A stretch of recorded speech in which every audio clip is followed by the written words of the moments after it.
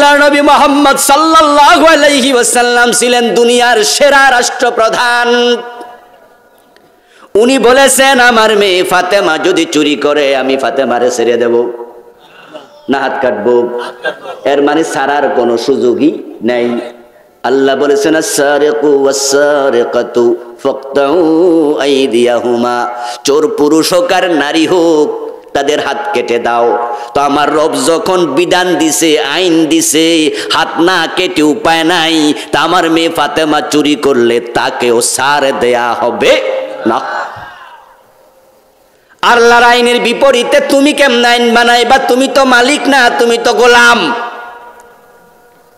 হযরত ওমর রাদিয়াল্লাহু তাআলা আনহুর দিকে তাকান, ওনার ছেলে আবু শামা মদ পান করেছে। হযরত ওমর নিজের ছেলেকে রেহাই দিছে না বেদ দিছে? কয়টা? 80টা।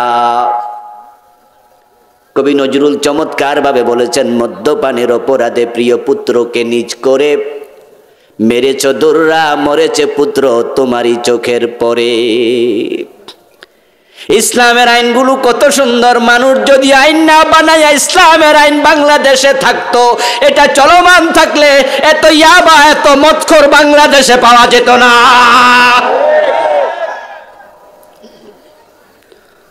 আজকে মাদক যুব সমাজকে শেষ করে দিচ্ছে। গ্রামে গঞ্জে পর্যন্ত ইয়াবার আমদানি চলছে বন্ধু। আমার প্রিয় ভাই, মাদকের ছবল এত জঘন্য। একটা পরিবারে যদি একটা ছেলে মদখোর হয়, ওই পরিবারটা জাহান্নামে পরিণত হয়ে যায়। ওই পরিবারে শান্তি আর থাকে না। মদ খায়া মাদক সেবী সন্তান নিজের মায়ের গায়ে হাত তোলে, বাবার গায়ে হাত তোলে, এমন ঘটনাও আছে না নাই? হিতাহিত জ্ঞান থাকে না। তাই বউয়ের চেইন চুরি করে বেচালায়, মায়ের কানের স্বর্ণ চুরি করে বিক্রি করে, ঘরের মালামাল শান্তিতে থাকে না। মাদক এত খারাপ, একটা পরিবারকে ধ্বংস করে দেয়। এখন আমরা আইন বানাইছি, রাসূলুল্লাহর আইন হলো বেত্রাঘাত করো, পিটার উপরে শাসন নাই, ঠেলার নাম বাবাজি, পিটাও সোজা হয়ে যাবে। আমার আগে মহসিন ভাই বলেছেন, ওয়াজ করলে চলবে না, ওয়াজের সাথে সাথে আইন দরকার আছে না নাই? শাসনও লাগবে। এখন বাংলাদেশে মাদকের বিরুদ্ধে আমাদের সরকার, মাদকের বিরুদ্ধে আমাদের প্রশাসন, মাদকের বিরুদ্ধে এমপি মন্ত্রী ইউনিয়নের চেয়ারম্যান মেম্বার সবাই বলে আমরা মাদক বিরোধী। এরপর হাজার হাজার লাখ লাখ পিস ইয়াবা প্রতিদিনই দেশে ঢুকতেছে। খাওয়ার লোক আছে না নাই? তো কমে না কেন? কারণ হলো যারা মদ খায় তাদেরকে যদি ধরে, আইন বানাইছে জেলে দাও। এবার বলুন তো, জেলের মাঝেও মদ আছে না নাই? তো লাভটা হইলো কি হিয়ানে দিয়া? এই বেটা তো হিয়ানে যাইও আবার খাইব। এলাকায় একটা ছেলে একটা মেয়ে, তারা গোপনে প্রেম করছে। প্রেম করার পরে তারা বেবিচার করে ফেলেছে, লোকজন ধরে ফেলছে। এখন এলাকার বিচারকেরা যদি কয় এ ফোলামাইয়া দুইটারে জঙ্গলে দিয়ে আসুক, তাহলে ফোলামাইয়া শুনি কি বেজার হইব না খুশি হইব? খুব ভালাই তো করছে। আগে তো পাবলিকের ডরে লুকায়া মুকায়া করতাম, মা দেখবো বাবা দেখবো। জঙ্গলে যদি আমাদের দুইজন একসাথে দিয়া দেয় তাইলে আর অসুবিধা। এখন মদখোর ধরে আপনি জেলে দিলেন, বাহিরে মদ খাইলে পুলিশে ধরার ভয় আছে, জেলে মদ খাইলে তো পুলিশে ধরার ভয়ও আর। এই জন্যই আইন দিয়ে হবে না। যদি 80 বেতেরান চালু করে দাও মুসলমান, এই আইন 6 মাস চলুক, 6 মাস পরে বাংলাদেশে মদখোর পাওয়া যাবে না।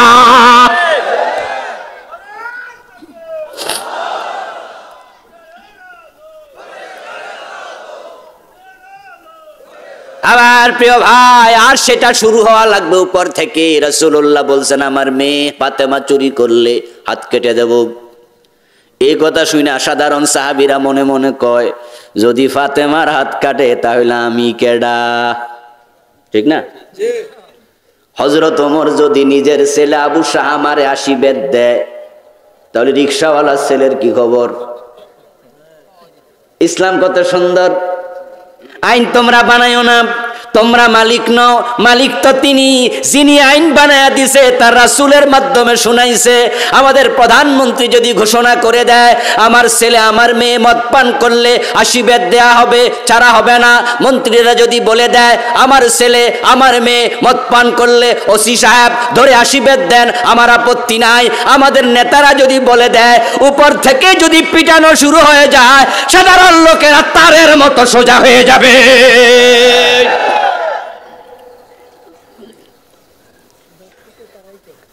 আমার প্রিয় ভাইরা, আপনারা যারাই বুঝ নেন নাই, বরং আপনারা নিজেরাই আইন বানান মালিক সাইজা বসেছেন।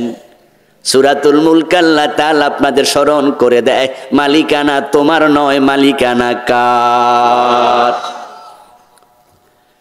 এখন যে আল্লাহ মালিক, ওই আল্লাহর ক্ষমতা আছে না নাই?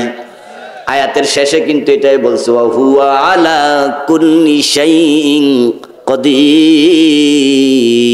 আরে কোরআন যখন পড়ি, আল্লাহ তাআলার বাচনভঙ্গি দেখলে, স্টাইল দেখলে, শব্দের চয়ন দেখলে মনটা ভরে যায়। আর মন বারবার সাক্ষী দেয় আল্লাহর কথা, আল্লাহর কথা। এটা দুনিয়ার কোনো মানুষের কথা হতে পারে না, এত চমৎকার করে কেউ কথা বলতে পারবে না। আয়াতের শেষে আল্লাহ কি চমৎকার করে বললেন, ওয়া হুয়া আলা কুল্লি শাইইন কাদির। উনি বুঝাইয়া দিলেন আমার ক্ষমতা বেশি।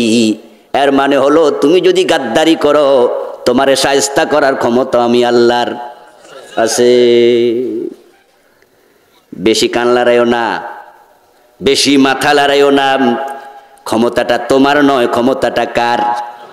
আমি আল্লাহ চাইলে তোমার মতো মালিকের পানিতে চুবাইতা আমার 1 মিনিটও। এজন্য ফেরাউনের উপরে আল্লাহ যখন রেগে গেছেন, ফেরাউন রে পানিতে চুবাইয়া ছাড়ছেন। ফেরাউন কি বলেছিল? আনা রাব্বুকুমুল আলা, আমি বড় খোদা। আল্লাহ কয় তাই বুঝি, তাই বুঝি। মুসা আলাইহিস সালাম আল্লাহর কাছে গিয়ে বলে অভিযোগ করে, আল্লাহ এতদিন সে আমারে মানে নাই, বনি ইসরাইলের লোকদেরকে হত্যা করেছে, মারছে, গোলাম চাকর বানায়া রাখছে, তুমি তারে ধরো না। কত তোমার কাছে কইছি, এখন কিন্তু হে কয় হে নাকি বড় খোদা। এর মানে হে তোমার চেয়ার লইয়া টানাটানি শুরু করছে। আল্লাহ কয় ঠিক আছে, এবার আমার হাতে দায়িত্ব ছেড়ে দাও মুসা, আমি এবার ধরবো। ও মুসা, জালেমের দেশ থেকে তুমি চলে যাও। মুসা আলাইহিস সালাম ফিলিস্তিনে চলে গেলেন। সাগরের মাঝে আল্লাহ 12টা রাস্তা বানায়া দিলেন। ওই ফেরাউন সাগরের তীরে যখন পৌঁছলো, বাহারে আহমার, লোহিত সাগর বিশাল, ওই পার দেখা যায় না। এবার রাস্তা ধরে ফেরাউন ঢুকছে, মুসাকে ধরে মেরে ফেলবে। হযরত মুসা আলাইহিস সালাম ওই পার চলে গেলেন, ফেরাউন পিছনে পিছনে দৌড়াচ্ছে। সাগরের মাঝখানে যাওয়ার পরে আল্লাহ কয় রাস্তা তুই আবার আগের মতো পানি হয়ে যা। ইন্নামা আমরুহু ইযা আরাদা শাইআ আন ইয়াকুলা লাহু কুন। সুবহানাল্লাহ। আল্লাহ যখন কোনো কিছু করতে চান তখন শুধু কি বলেন? মাশাআল্লাহ, জোরে বলেন, কি বলেন? করতে চাইলো কোন, আবার ধ্বংস করতে চাইলো কোন। আল্লাহ বলেছে কোন, 12 রাস্তা হয়ে গেছে। এবার আল্লাহ আবার বলেছেন কোন, রাস্তা পানিতে মিশে গেছে। হাত্তা আদরাকাহুল গারাক। এবার যে বেডা নিজের খোদা দাবি করছে, বেডা পানির মাঝে সুব্বা কাব্বাইতেছে। আল্লাহ তাআলা জিবরিল আমিনকে পাঠাইলেন হাজার হাজার ফেরেশতা সহ। রাসূলুল্লাহ সাল্লাল্লাহু আলাইহি ওয়াসাল্লাম বলেন, আল্লাহ তাআলা ফেরেশতা পাঠাইছে তত, সেখানে মানুষ ছিল যত। কোন ফেরেশতা কারে পানিতে চুবাইবে আল্লাহ আলাদা করে দায়িত্ব দিছে। জিবরিল আমিন ফেরেশতাদের নেতা, ফেরাউন হলো পাবলিকের নেতা। তাই জিবরিল রে কয়, জিব্রাইল তোমার দায়িত্ব আমি ফেরাউন রে দিলাম, তারে ভালো কইরা পানি খাওয়ায়া বুঝাইয়া দিও সে মালিক না, সে ছিল ক্ষুদ্র গোলাম, সীমা লঙ্ঘন করেছে। আমার ক্ষমতা কত তুমি আজকে তার একটু বুঝাইয়া দাও। বারবার চাপ মারে, বারবার ছেড়ে দেয়, বারবার চাপ মারে, বারবার ছেড়ে দেয়, পানি খায়, কাঁপাচ্ছে। ফেরাউনকে ডুবাইয়া সুবাইয়া শেষ করে দিয়েছে। কোরআনে আল্লাহ বলেন আল-ইয়াওমা নুনাজ্জিকা বিবাদানিকা লিতাকুনা লিমান খালফাকা আয়া। ও ফেরাউন, তোরা আমি পানির মাঝে ডুবাইলাম, চুবাইয়া মারলাম, কিন্তু তোর লাশ পচতে দেব না, গলতে দেব না, হাঙ্গরকে তিমি মাছকে খাইতে দেব না। তোর লাশটাকে আমি রেখে দিলাম, পরবর্তী যুগের লোকেরা যেন তোর মতো গাদ্দারি না করে, তোকে দেখে তারা যেন শিক্ষা গ্রহণ করে। ৩১০০ বছরের বেশি, ৩১০০ বছরের বেশি ফেরাউনের লাশ পানির মাঝে চুবানো ছিল, পচে নাই, গলে নাই, তিমি মাছ খায় নাই।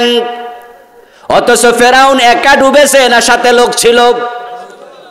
সবার লাশ পচে গেছে, গলে গেছে, শেষ। ওটটা রেখে দিছে কে? ওই ফেরাউনের লাশটা এখনো আছে না নাই?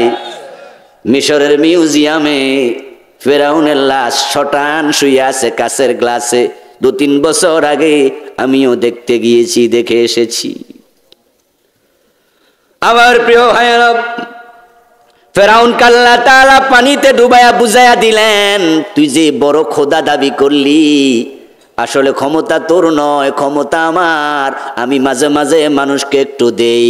কুলিল্লাহুম্মা মালিকাল মুলকি তুতিল মুলকা মা তাশা ওয়া তানজিউল মুলকা মিম্মান তাশা বিয়াদিকাল খায়র ইন্নাকা আলা কুল্লি শাইইন কাদির। সুবহানাল্লাহ পড়েন।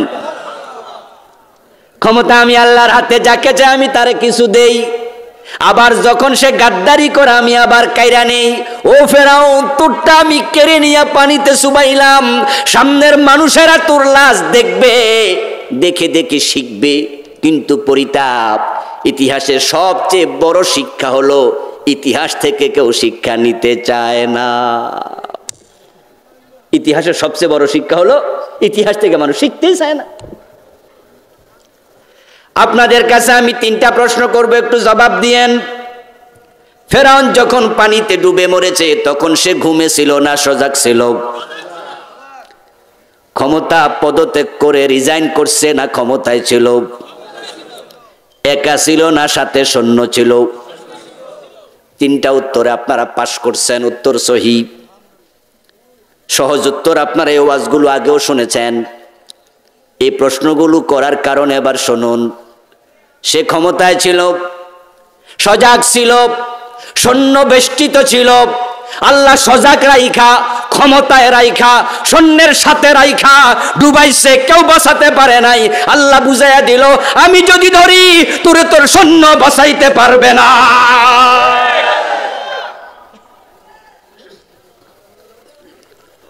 যারা দুনিয়ায় আইন বানায় তারা নেতা। ওই নেতা মহারথী রথী যারা হয়, তাদের চারপাশে পুলিশ থাকে, বিজিবি থাকে, সেনাবাহিনী থাকে, বডিগার্ড থাকে, থাকে না? ডিজিএফআইয়ের লোক থাকে, এনএসআইয়ের লোক থাকে, ডিএসবির লোক থাকে, এসএসএফ থাকে, কত কিছু থাকে। ফেরাউনের সাথে কি ছিল না? যখন ডুবছে ফেরাউন কি একা? আল্লাহ সবাই একসাথে ডুবাইয়া বুঝাইছে, তোমাদের ক্ষমতার সামান্য নাই। আমি আল্লাহ খেপে গেলে বাঁচানোর ক্ষমতা দুনিয়ার কারোই থাকে না। নমরুদের দিকে তাকালে তো আমরা আরো দেখি, আরো সূক্ষ্ম, আরো সূক্ষ্ম। ঠ্যাং ভাঙ্গা মশা দিয়া নমরুদকে আল্লাহ জুতার বাড়ি খাওয়াইছে, ঠিক না? জুতার বাড়ি খাওয়াইয়া মারছে। বেজ্জুতি কারে কয়? অথচ ইব্রাহিম আলাইহিস সালাম রে কয় হে নাকি খোদা, হে নাকি জীবন মৃত্যুর মালিক। সাহস কারে কয়? এই জন্য আপনারা এলাকায় সামান্য ক্ষমতা পাইছেন, মেম্বার হইছেন, চেয়ারম্যান হইছেন, কোটিপতি হইছেন, পয়সাওয়ালা হইছেন, একটু নেতার বাতিজা হইছেন, গরিব মানুষের উপর জুলুম শুরু করছে, আছে না? একটু পয়সা হলো ইয়া পাশের বাড়ির বেটার উপর জুলুম করে। যখন বিল্ডিং বানায় নিজের বাড়িতে, ওই গরিবের জমিটাও ৫-৭ দখল করে। ক্ষমতা দেখাচ্ছে আমি ক্ষমতাওয়ালা। আল্লাহর ক্ষমতা কত বেশি সেটা তো আল্লাহ কয়েকদিন আগে করোনা নামক একটা রোগ দিয়া দেখাইছে। আজকের পৃথিবী পরমাণু শক্তিধর। America, France, Russia, Germany, China, Pakistan, Bharat, উত্তর কোরিয়া, আরো কত দেশ পরমাণু অস্ত্র বানায় রাখছে, বানাইছে না? ওরে বাবা রে বাবা, ক্ষমতা কত! এই যে রাশিয়া ইউক্রেন যুদ্ধ লাগছে, তখন জাতিসংঘ চাইছে, আমেরিকা চাপ মারছে জাতিসংঘ সহ, এই মিয়া রাশিয়া থামো। ভ্লাদিমির পুতিন কয় থামবো না, ইউক্রেনকে আমি ছাড়বো না। এবার কি হলো, আমেরিকা হালকা ধমক মারছে, না ছাড়লে আমরা তোমাকে অবরোধ করব, তাম দুনিয়ার সবাই লইয়া তোমার বিরুদ্ধে লাগবো। তখন রাশিয়ার প্রেসিডেন্ট কয়, যদি আমার ক্ষতি করতে আসো, রাশিয়ার ক্ষতি করলে পৃথিবীর মানচিত্রে আমেরিকা নামক দেশ থাকবে, আমি গেলে তো তোরারও খাইছি। আজকের পৃথিবীর মানুষ কত ক্ষমতাওয়ালা, তারা জাতিসংঘরে মানে না, যা মন চায় তা করে, কারণ তারা পরমাণু শক্তিওয়ালা। এখন এত ক্ষমতাওয়ালা মানুষরে আল্লাহ দিছে একটা এমন ছোট জীবাণু, নাম এটার কি ছিল, করোনা, যেটা খালি চোখে দেখাই যায় না, দেখতে মাইক্রোস্কোপ লাগে কত ছোট, কিন্তু এটা দিয়ে আল্লাহ সবচেয়ে বেশি অ্যাকশন নিয়েছেন আমেরিকায়।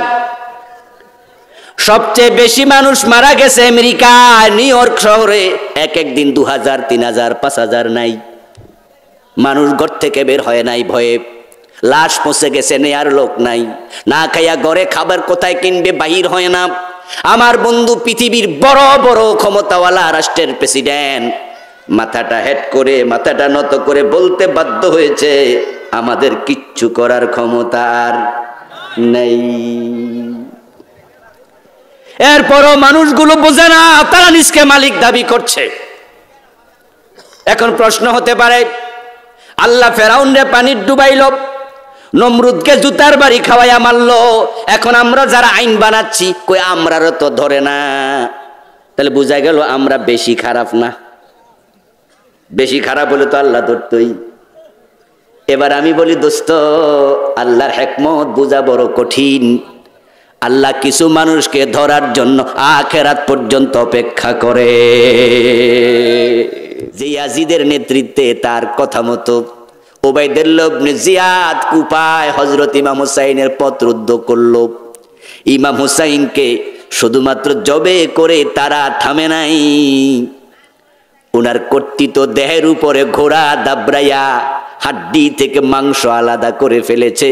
উনার লাশ চিহ্নিত করা বড় কষ্ট হয়ে গেছে। আল্লাহ তাআলা তাৎক্ষণিক গজব নাজিল করতেন, কিন্তু করেন নাই, কারণ তার নাম হলো সব্বার। ও ভাই আমার, দুনিয়ায় যদি কোনো মানুষকে আল্লাহ শাস্তি দেন, আখিরাতে শাস্তি লাঘব হবে কিনা এ নিয়ে আলেমদের দুটি মতামত পাওয়া যায়। একদল আলেম বলেন, কোন অপরাধ যদি কোনো ব্যক্তি করে আর আল্লাহ দুনিয়ায় শাস্তি দেয়, তাহলে আখিরাতে ওই অপরাধের শাস্তি আল্লাহ আর দেবেন না। আরেক দল আলেম বলেন, আল্লাহ যদি দুনিয়ায় শাস্তি দেন, তাহলে তিনি আখিরাতে আবারও দেবেন, এই ক্ষমতাও তার আছে। এখন যদি প্রথম ব্যক্তিদের কথা হয় সত্য, এর পক্ষে হাদিসও আছে, দলিল আছে। রাসূলুল্লাহ সাল্লাল্লাহু আলাইহি ওয়াসাল্লামের একজন সাহাবী চুরি করেছিলেন, চুরি করে তিনি ধরা পড়লেন। প্রিয় নবীর কাছে গিয়ে বলেছেন নিজে, আমি চুরি করেছি। ধরা পড়েছেন মানে ধরা দিয়েছেন, আমি অমুকের ওট চুরি করেছি। রাসূলুল্লাহ সাল্লাল্লাহু আলাইহি সাল্লাম বললেন, মাথায় কি তোমার সমস্যা আছে নাকি? কেউ চুরি কইরা আইয়া কয় নাকি? ওই সাহাবী বলতেছে, হুজুর চুরি তো করে ফেলেছি, আমি তো আখিরাতকে ভয় করি, আল্লাহ আমারে শাস্তি দেবে আখিরাতে, ওই ভয়ে আমি আপনার কাছে আসছি। রাসূলুল্লাহ বলেন, তুমি জানো চুরি করলে শাস্তি কি? ওই সাহাবী জবাব দেন, জানি, হাত কেটে দেয়া হয়। আল্লাহর হাবিব বললেন, জেনে শুনে তুমি আসলা, তোমার হাত তো আমি কেটে দেব। ওই লোকটা বলতেছে, আমি তো এসেছি, এর শাস্তিটা আমি বরণ করে নেব, আমার আল্লাহ যেন আমার আখিরাতে ছেড়ে দেয়। আল্লাহর হাবিব এবার বললেন, ও সাহাবারা কে আছো? এই লোকটা যার ওট চুরি করেছে তার বাড়িতে যাও, কি খবর নিয়ে দেখো তো তার কথা সত্য কিনা, নাকি লোকটার মাথায় সমস্যা বুঝতে পারতেছি না, যাই না শুই না হাত কাটতে আসে কেডা। তখন সাহাবী গেলেন, ওই বাড়িতেই খবর নিয়ে রাসূলকে এসে জানালেন, ইয়া রাসূলুল্লাহ, কথা সত্য, ওই লোকের ওট চুরি হয়েছে। এবার রাসূলুল্লাহ সাল্লাল্লাহু আলাইহি ওয়াসাল্লাম বললেন, তার হাত কেটে দাও। উনার হাত যখন কেটে ফেলা হলো, উনার হাত থেকে উনার কবজি যখন আলাদা হলো, তখন ওই সাহাবী বলতেছে, ও আমার হাত, তুই আমারে জাহান্নামে নিতে চাইছিলি, আমি শাস্তি গ্রহণ করে জাহান্নাম থেকে মুক্তি পেয়ে গেছি। এই হাদিস দিয়ে আলেম ওলামারা প্রমাণ করেন, যারা বলেন যে একবার শাস্তি দিলে আর দেবে না, আমার বন্ধু এবার যাদেরকে দুনিয়া শাস্তি দেয় নাই, আখেরাতে থেকে গেছে, ওই শাস্তি আল্লাহ আখেরাতে দেবে।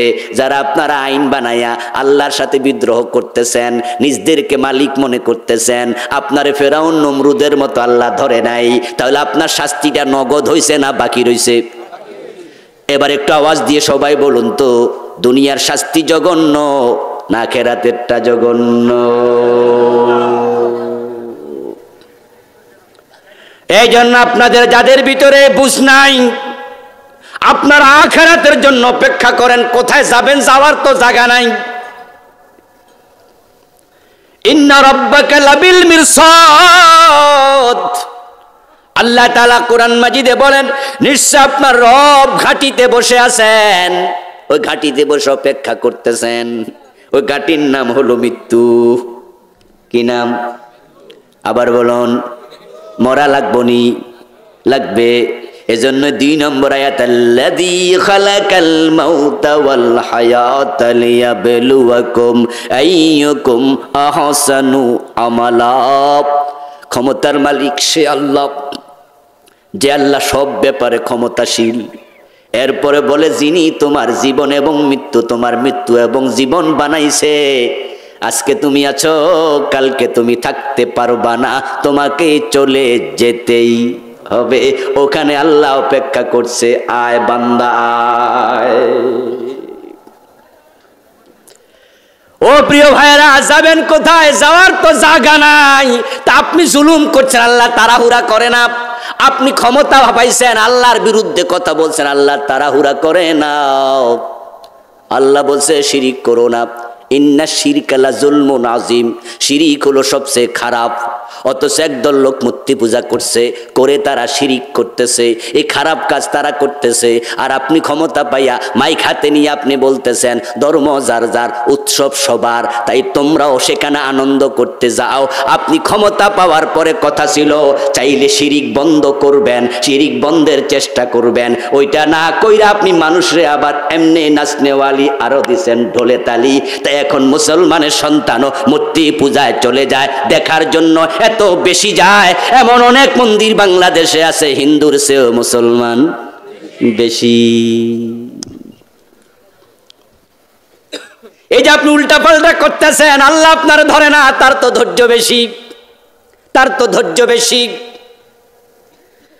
ও বন্ধু, তিনি ধৈর্যহীন হন না, কারণ আপনি যাইবেন কই? আরে যাওয়ার তো কোনো জায়গা নাই, যাবেন আপনি কোথায়? কোনো মানুষ মারা গেলে আমরা খবর শুনলে কি পড়ি? কি পড়ি? আচ্ছা, যারা বুঝেন তারা একটু জবাব দিয়েন। ইন্না লিল্লাহি ওয়া ইন্না ইলাইহি রাজিউন, এটা কি মরা বেটার জন্য দোয়া নাকি? হ্যাঁ, মাশাআল্লাহ। এই যে বুঝওয়ালা লোক অনেক আছে। মরা বেটার জন্য দোয়া হবে জানাজার নামাজ। সালাতুল জানাজা হিয়া দুআউ লিল মাইয়িত, জানাজার নামাজ হলো মৃত ব্যক্তির জন্য দোয়া। তাই সেখানে আমরা 3 নাম্বার তাকবীর দিয়া আমরা মন ভরে দোয়া করি, আল্লাহুম্মা গফির লি হাইয়িনা ওয়া মাইয়িতিনা ওয়া শাহিদিনা ওয়া গায়িবিনা, আল্লাহুম্মা গফির লাহু ওয়ারহামহু ওয়াফিহি ওয়াফু আনহু ওয়া আকরিম নুজুলাহু ওয়াসি মুদখালাহু, আল্লাহুম্মা দখিলহু জান্নাহ, আল্লাহুম্মা গসিলহু বিসসালজি ওয়াল বারদি কামা ইউনাক্কা সাওবুল আবিয়াদু মিনাদ দানাস, আল্লাহুম্মা বাঈদ বাইনাহু ওয়া বাইনা খাতায়াহু কামা বা'আতা বাইনাল মাশরিকি ওয়াল মাগরিব। কত রকমের দোয়া রাসূল শিখাইছে। তিনি বলছেন, ইযা সাল্লাইতুম আলাল মাইয়িত ফাখলিসু লাহু দুআ, মরা বেটার জন্য জানাজার নামাজে বেশি করে ইখলাসের সাথে দোয়া করো। দোয়ার সামনে জানাজার নামাজে ইন্না লিল্লাহি ওয়া ইন্না ইলাইহি রাজিউন, এটা মরা বেটার জন্য দোয়া নয়। এই মরার খবর শুনে দোয়া আপনি পড়ে আপনি বুঝাচ্ছেন এই বেটা একাই মরে নাই, আমারও মরতে হবে। ইন্না লিল্লাহি, নিশ্চয় আমরা আল্লাহর জন্য, ওয়া ইন্না ইলাইহি রাজিউন, নিশ্চয় আমরা তার কাছে আবার ফিরে যাব। এই যে বেটার মরছে আমি খবর শুনছি, মহিলা মারা গেছে আমি খবর শুনছি, মৃত্যু তার একা না, মৃত্যু আমারও হবে হবে। মরতে হবে, যাবেন কোথায়? মরতে হবে, যাবেন কোথায়? যাওয়ার তো জায়গা নাই। তাই আল্লাহ আপনারা ধরার জন্য তাড়াহুড়া করে না। আপনারে কেউ ধরে না, বুঝবেন না এটা আমি মনে সারা পাইয়া গেছি, আমি মনে বাইসা গেছি না। ছোটকালে ঘুরি ঘুরাইতাম আমরা, আমার সমবয়সী যারা আছেন, কাছাকাছি বয়স যারা সিনিয়র, ঘুরি উড়ান না এমন লোক খুব কমে ছিল, যদিও বর্তমানে এই কালচারটা এখন বেশি নাই। আল্লাহর নবী মুহাম্মদ সাল্লাল্লাহু আলাইহি ওয়াসাল্লাম ছিলেন দুনিয়ার সেরা রাষ্ট্রপ্রধান। উনি বলেছেন আমার মেয়ে ফাতেমা যদি চুরি করে আমি ফাতেমারে ছেড়ে দেব না, হাত কাটবো। এর মানে ছাড়ার কোনো সুযোগই নেই। আল্লাহ বলেছেন আস-সারিকু ওয়াস-সারিকাতু ফাকতাউ আইদিয়াহুমা, চোর পুরুষ হোক আর নারী হোক তাদের হাত কেটে দাও। তো আমার রব যখন বিধান দিছে, আইন দিছে, হাত না কেটে উপায় নাই, তা আমার মেয়ে ফাতেমা চুরি করলে তাকেও ছাড় দেয়া হবে না। আল্লাহর আইনের বিপরীতে তুমি কেমন আইন বানাইবা? তুমি তো মালিক না, তুমি তো গোলাম। হযরত ওমর রাদিয়াল্লাহু তাআলা আনহুর দিকে তাকান, ওনার ছেলে আবু শামা মদ পান করেছে। হযরত ওমর নিজের ছেলেকে রেহাই দিছে না বেদ দিছে? কয়টা? 80টা। কবি নজরুল চমৎকার ভাবে বলেছেন, মদ্যপানের অপরাধে প্রিয় পুত্রকে নিজ করে মেরেছ দোররা, মরেছে পুত্র তোমারই চোখের পরে।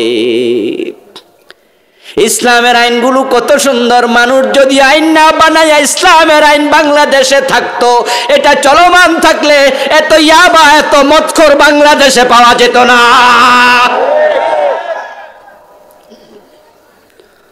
আজকে মাদক যুব সমাজকে শেষ করে দিচ্ছে। গ্রামে গঞ্জে পর্যন্ত ইয়াবার আমদানি চলছে বন্ধু। আমার প্রিয় ভাই, মাদকের ছবল এত জঘন্য। একটা পরিবারে যদি একটা ছেলে মদখোর হয়, ওই পরিবারটা জাহান্নামে পরিণত হয়ে যায়, ওই পরিবারে শান্তি আর থাকে না। মদ খায়া মাদক সেবী সন্তান নিজের মায়ের গায়ে হাত তোলে, বাবার গায়ে হাত তোলে, এমন ঘটনাও আছে না নাই? হিতাহিত জ্ঞান থাকে না। তাই বউয়ের চেইন চুরি করে বেচালায়, মায়ের কানের স্বর্ণ চুরি করে বিক্রি করে, ঘরের মালামাল শান্তিতে থাকে না। মাদক এত খারাপ, একটা পরিবারকে ধ্বংস করে দেয়। এখন আমরা আইন বানাইছি, রাসূলুল্লাহর আইন হলো বেত্রাঘাত করো, পিটার উপরে শাসন নাই, ঠেলার নাম বাবাজি, পিটাও সোজা হয়ে যাবে।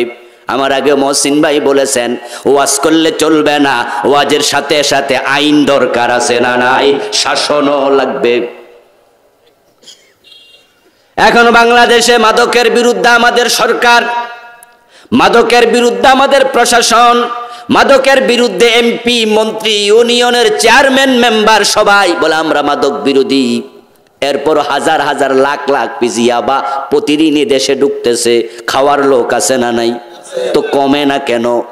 কারণ হলো যারা মদ খায় তাদেরকে যদি ধরে, আইন বানাইছে জেলে দাও।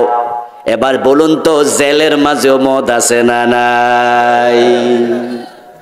তো লাভটা হইলো কি হিয়ানে দিয়া? এই বেটা তো হিয়ানে যাই আবার খাইব। এলাকায় একটা ছেলে একটা মেয়ে, তারা গোপনে প্রেম করছে। প্রেম করার পরে তারা বেবিচার করে ফেলেছে, লোকজন ধরে ফেলছে।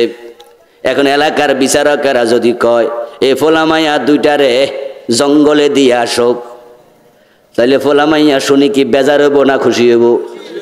খুব ভালাই তো করছে। আগে তো পাবলিকের ডরে লুকায়া মুকায়া করতাম, মা দেখবো বাবা দেখবো। জঙ্গলে যদি আমাদের দুইজন একসাথে দিয়া দেয় তাইলে আর অসুবিধা। এখন মদখোর ধরে আপনি জেলে দিলেন, বাহিরে মদ খাইলে পুলিশে ধরার ভয় আছে, জেলে মদ খাইলে তো পুলিশে ধরার ভয়ও আর।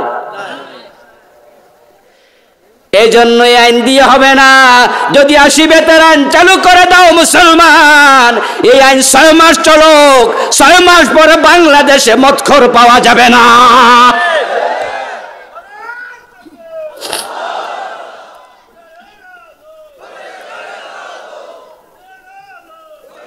আমার প্রিয় ভাই, আর সেটা শুরু হওয়া লাগবে উপর থেকে। রাসূলুল্লাহ বলছেন, আমার মেয়ে ফাতেমা চুরি করলে হাত কেটে দেব। এই কথা শুনে সাধারণ সাহাবীরা মনে মনে কয়, যদি ফাতেমার হাত কাটে তাহলে আমি কেডা? ঠিক না? হযরত ওমর যদি নিজের ছেলে আবু শাহামারে 80 বেত দেয়, তাহলে রিকশাওয়ালার ছেলের কি খবর? ইসলাম কত সুন্দর। আইন তোমরা বানাইও না, তোমরা মালিক নও, মালিক তো তিনি যিনি আইন বানায়া দিছে, তার রাসূলের মাধ্যমে শুনাইছে। আমাদের প্রধানমন্ত্রী যদি ঘোষণা করে দেয় আমার ছেলে আমার মেয়ে মদ পান করলে 80 বেত দেয়া হবে, ছাড়া হবে না। মন্ত্রীরা যদি বলে দেয় আমার ছেলে আমার মেয়ে মদ পান করলে ওসি সাহেব ধরে 80 বেত দেন, আমার আপত্তি নাই। আমাদের নেতারা যদি বলে দেয়, উপর থেকে যদি পিটানো শুরু হয়ে যায়, সাধারণ লোকেরা তারের মতো সোজা হয়ে যাবে।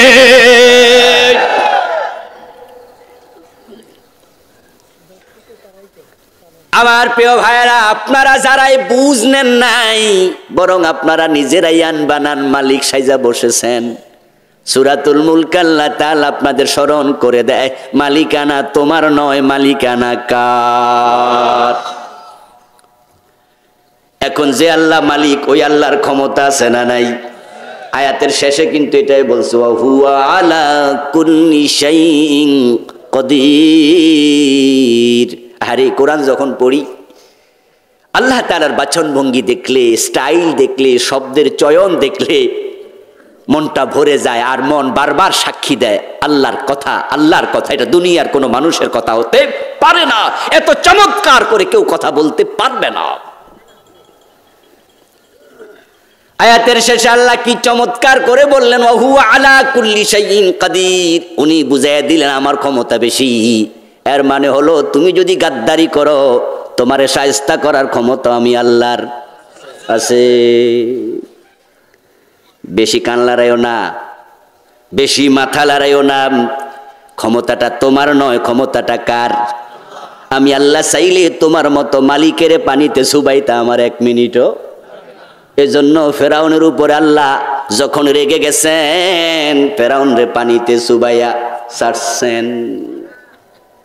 ফেরাউন কি বলেছিল? আনা রাব্বুকুমুল আলা, আমি বড় খোদা। আল্লাহ কয় তাই বুঝি, তাই বুঝি।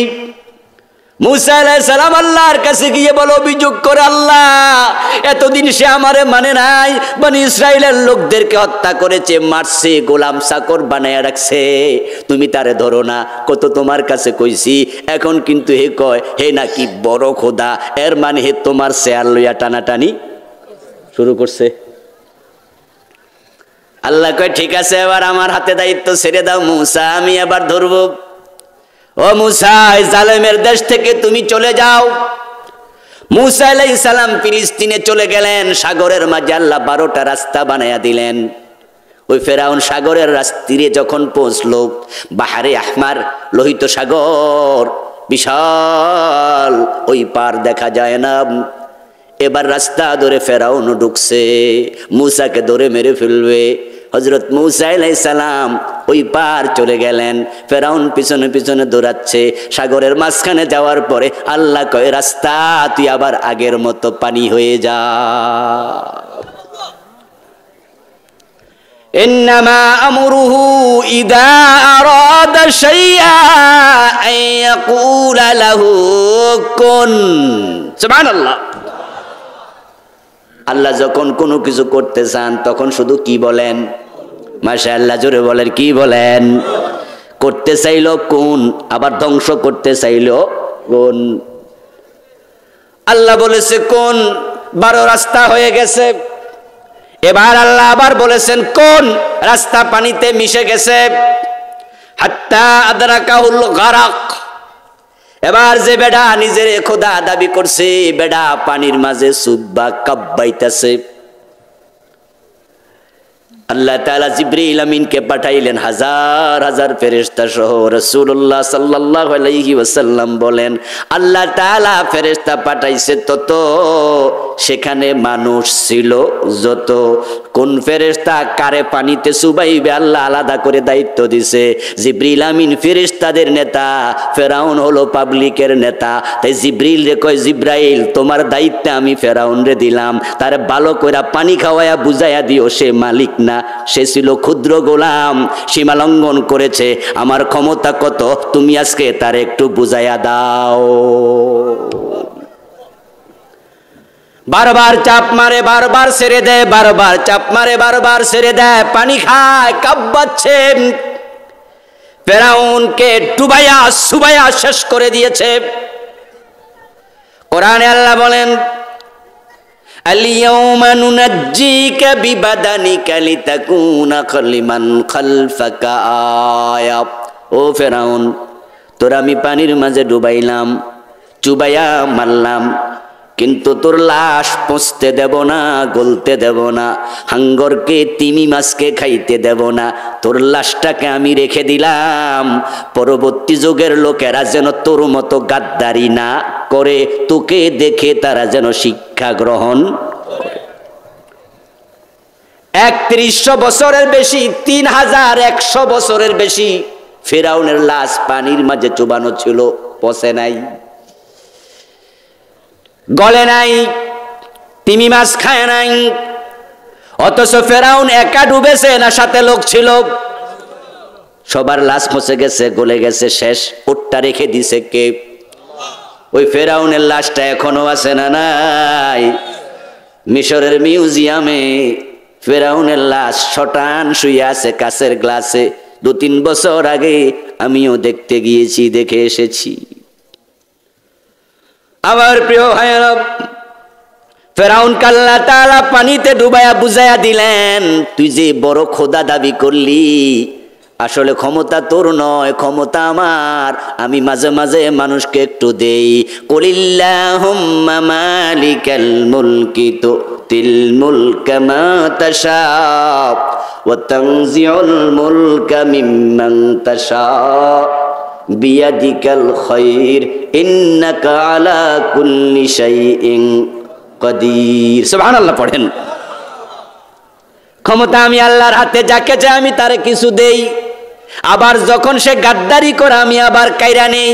ও ফেরাউন, তোরটা আমি কেড়ে নিয়ে পানিতে চুবাইলাম, সামনের মানুষেরা তোর লাশ দেখবে, দেখে দেখে শিখবে। কিন্তু পরিতাপ, ইতিহাসের সবচেয়ে বড় শিক্ষা হলো ইতিহাস থেকে কেউ শিক্ষা নিতে চায় না। ইতিহাসের সবচেয়ে বড় শিক্ষা হলো ইতিহাস থেকে মানুষ শিখতেই চায় না। আপনাদের কাছে আমি 3টা প্রশ্ন করব, একটু জবাব দিয়েন। ফেরাউন যখন পানিতে ডুবে মরেছে তখন সে ঘুমে ছিল না সজাগ ছিল? ক্ষমতা পদত্যাগ করে রিজাইন করছে না ক্ষমতায় ছিল? একা ছিল না সাথে সৈন্য ছিল? 3টা উত্তরে আপনারা পাশ করছেন, উত্তর সহি। সহজ উত্তর আপনারা এই ওয়াজগুলো আগেও শুনেছেন। এই প্রশ্নগুলো করার কারণে এবার শুনুন। সে ক্ষমতায় ছিল, সজাগ ছিল, সৈন্য বেষ্টিত ছিল। আল্লাহ সজাগ রাইখা, ক্ষমতায় রাইখা, সৈন্যের সাথে রাইখা ডুবাইছে, কেউ বাঁচাতে পারে নাই। আল্লাহ বুঝাইয়া দিল, আমি যদি ধরি তোরে তোর সৈন্য বাঁচাইতে পারবে না।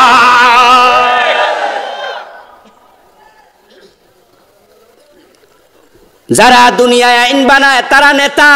ওই নেতা মহারথী রথী যারা হয়, তাদের চারপাশে পুলিশ থাকে, বিজিবি থাকে, সেনাবাহিনী থাকে, বডিগার্ড থাকে, থাকে না? ডিজিএফআই লোক থাকে, এনএসআই লোক থাকে, ডিএসবির লোক থাকে, এসএসএফ থাকে, কত কিছু থাকে। ফেরাউনের সাথে কি ছিল না? যখন ডুবছে ফেরাউন কি একা? আল্লাহ সবাইরে একসাথে ডুবাইয়া বুঝাইছে, তোমাদের ক্ষমতা সামান্য নাই। আমি আল্লাহ খেপে গেলে বাঁচানোর ক্ষমতা দুনিয়ার কারোই থাকে না। নমরুদের দিকে তাকালে তো আমরা আরো দেখি, আরো সূক্ষ্ম, আরো সূক্ষ্ম। ঠ্যাং ভাঙ্গা মশা দিয়া নমরুদ কাল্লা জুতার বাড়ি খাওয়াইছে, ঠিক না? জুতার বাড়ি খাওয়াই মারছে। বেজ্জুতি কারে কয়? অথচ ইব্রাহিম আলাইহিস সালাম রে হে কয় হে নাকি খোদা, হে নাকি জীবন মৃত্যুর মালিক। সাহস কারে কয়? এই জন্য আপনারা এলাকায় সামান্য ক্ষমতা পাইছেন, মেম্বার হইছেন, চেয়ারম্যান হইছেন, কোটিপতি হইছেন, পয়সাওয়ালা হইছেন, একটু নেতার বাতিজা হইছেন, গরিব মানুষের উপর জুলুম শুরু করছে, আছে না? একটু পয়সা হলইয়া পাশের বাড়ির বেটার উপর জুলুম করে। যখন বিল্ডিং বানায় নিজের বাড়িতে, ওই গরিবের জমিটাও ৫-৭ দখল করে। ক্ষমতা দেখাচ্ছে আমি ক্ষমতাওয়ালা। আল্লাহর ক্ষমতা কত বেশি সেটা তো আল্লাহ কয়দিন আগে করোনা নামক একটা রোগ দিয়া দেখাইছে। আজকের পৃথিবী পরমাণু শক্তিধর। America, France, Russia, Germany, China, Pakistan, Bharat, উত্তর কোরিয়া, আরো কত দেশ পরমাণু অস্ত্র বানায় রাখছে, বানাইছে না? ওরে বাবা রে বাবা, ক্ষমতা কত! এই যে রাশিয়া ইউক্রেন যুদ্ধ লাগছে, তখন জাতিসংঘ চাইছে, আমেরিকা চাপ মারছে জাতিসংঘ সহ, এই মিয়া রাশিয়া থামো। ভ্লাদিমির পুতিন কয় থামবো না, ইউক্রেনকে আমি ছাড়বো না। এবার কি হলো? আমেরিকা হালকা ধমক মারছে, না ছাড়লে আমরা তোমাকে অবরোধ করব, তামাম দুনিয়ার সবাই লইয়া তোমার বিরুদ্ধে লাগবো। তখন রাশিয়ার প্রেসিডেন্ট কয় যদি আমার ক্ষতি করতে আসো, রাশিয়ার ক্ষতি করলে পৃথিবীর মানচিত্রে আমেরিকা নামক দেশ থাকবে, আমি গেলে তো তোরারও খাইছি। আজকের পৃথিবীর মানুষ কত ক্ষমতাওয়ালা, তারা জাতিসংঘরে মানে না, যা মন চায় তা করে, কারণ তারা পরমাণু শক্তিওয়ালা। এখন এত ক্ষমতাওয়ালা মানুষরে আল্লাহ দিছে একটা এমন ছোট জীবাণু, নাম এটার কি ছিল? করোনা, যেটা খালি চোখে দেখাই যায় না, দেখতে মাইক্রোস্কোপ লাগে, কত ছোট। কিন্তু এটা দিয়ে আল্লাহ সবচেয়ে বেশি অ্যাকশন নিয়েছেন আমেরিকা। সবচেয়ে বেশি মানুষ মারা গেছে আমেরিকা, নিউ ইয়র্ক শহরে এক দিন ২০০০, ৩০০০, ৫০০০ নাই। মানুষ ঘর থেকে বের হয় নাই ভয়ে, লাশ পচে গেছে, নেয়ার লোক নাই, না খাইয়া ঘরে খাবার কোথায় কিনবে, বাহির হয় না। আমার বন্ধু পৃথিবীর বড় বড় ক্ষমতাওয়ালা রাষ্ট্রের প্রেসিডেন্ট মাথাটা হেড করে, মাথাটা নত করে বলতে বাধ্য হয়েছে আমাদের কিচ্ছু করার ক্ষমতা আর নেই। এরপরও মানুষগুলো বোঝে না, তারা নিজকে মালিক দাবি করছে। এখন প্রশ্ন হতে পারে, আল্লাহ ফেরাউনরে পানির ডুবাইল, নমরুদকে জুতার বাড়ি খাওয়াইয়া মারলো, এখন আমরা যারা আইন বানাচ্ছি কই আমরারও তো ধরে না, তাহলে বোঝা গেল আমরা বেশি খারাপ না? বেশি খারাপ হলে তো আল্লাহ ধরতই। এবার আমি বলি দোস্ত, আল্লাহর হিকমত বোঝা বড় কঠিন। আল্লাহ কিছু মানুষকে ধরার জন্য আখিরাত পর্যন্ত অপেক্ষা করে।